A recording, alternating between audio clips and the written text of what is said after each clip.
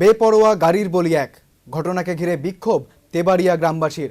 রাস্তা অবরোধ করে ও টায়ার জ্বালিয়ে অবিলম্বে দোষীর গ্রেফতারির দাবি জানান তারা। ঘটনাস্থলে পৌঁছে পরিস্থিতি নিয়ন্ত্রণে আনেন পুলিশ।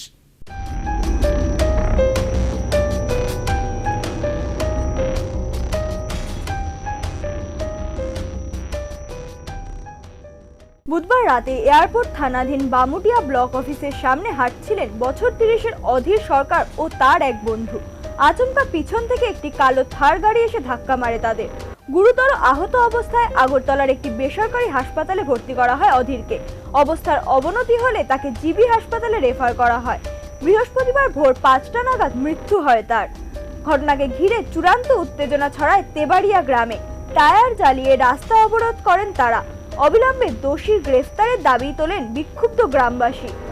আপনি তো জানেন এখানে কি হয়েছে, অ্যাক্সিডেন্ট, কালকে রাত্রে অ্যাক্সিডেন্ট হয়েছে। তো অ্যাক্সিডেন্ট হওয়ার পরে গাড়ি বাড়ি দিয়ে গেছে। তো যারে বাড়ি দিয়েছে হেতু ডেথ হয়ে গেছে, মারা গেছে।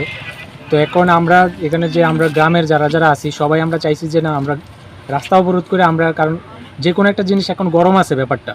এখন আমরা যে রাস্তা অবরোধ করার পরে যদি আমরা সবাই মিলিতভাবে যা প্ল্যান করা হয়েছিল যে রাস্তা অবরোধ করলে আমরা প্রশাসন কিছু এসে আমরা এই ব্যাপারটা নিয়ে এসে যাবো। কারণ হচ্ছে ঘটনাস্থলে পৌঁছে পরিস্থিতি নিয়ন্ত্রণে আনে পুলিশ। দোষীকে দ্রুত গ্রেফতারের আশ্বাস দিলে অবরোধ তুলে নেয় গ্রামবাসী। চলছে তদন্ত। Bureau report, news now, Agartala.